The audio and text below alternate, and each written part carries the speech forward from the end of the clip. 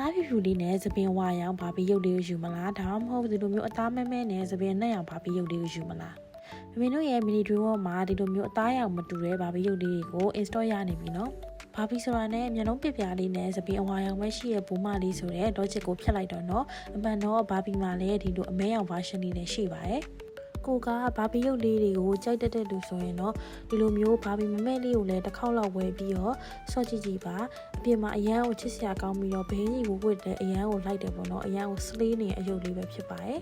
မင်းတို့ရှိမှရောင်းပေးတဲ့ဘာဘီရုပ်လေးတွေကအတုလေးဖြစ်တာကြောင့်ဈေးလည်းအများကြီးတက်တာမယ်ပြီးတော့အစ်စ်နဲ့တော်တော်လေးကိုတူတဲ့မျက်နှာပုံစံကိုရွေးပြီးတော့ရောင်းပေးထားတာဖြစ်တဲ့အတွက်ကြောင့်မသိရလို့ဆိုလုံးဝဘာဘီအစ်စ်ပဲဝယ်ဆော့ရဲလို့ထင်ပါပေါ့နော်မျက်နှာပိုင်းကလည်းအစ်စ်နဲ့တူရမယ်လှရမယ်ဒါအပြင်စပင်ကလည်းအုံထူရပြီးတော့စပင်ကလည်းကောင်းရမယ်ပေါ့နော်ဒါအပြင်တစ်ကိုယ်လုံးမှာလည်းအစ်စ်ချိုးအပြည့်ပါရမယ်ပေါ့နော်ဒီလိုမျိုးပြည့်စုံတဲ့အယုတ်လေးတွေကိုပဲမင်းတို့ရှိမှရောင်းပေးပါရယ်